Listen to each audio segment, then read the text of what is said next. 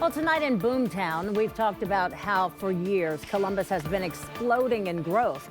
But now, as we enter 2025, the question is, will it stay that way? 10 TV's Colin Dorsey looked into the region's growing pains. And Colin, you talked with a couple of folks looking into this issue. What are they saying that the year holds for the region? Yeah, Yolanda, it's not great. That's at least the opinion of one expert on this, Economist, that I talked to today.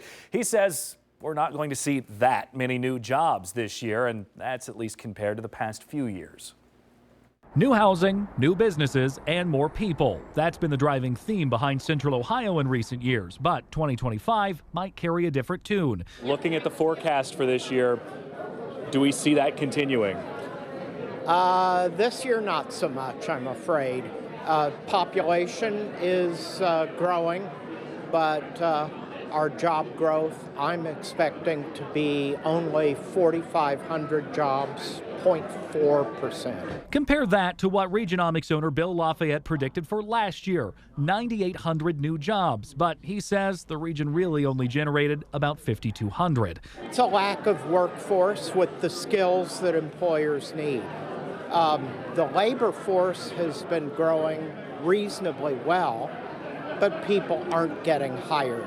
But construction and healthcare are still growing and expanding. OSU economics professor Joyce Chen is a bit more hopeful about the region's 2025 future. The fundamentals are there. I'm really optimistic about Central Ohio. I think what remains out there is uncertainty about what might be happening with national policy and some questions perhaps about where the state legislature might go.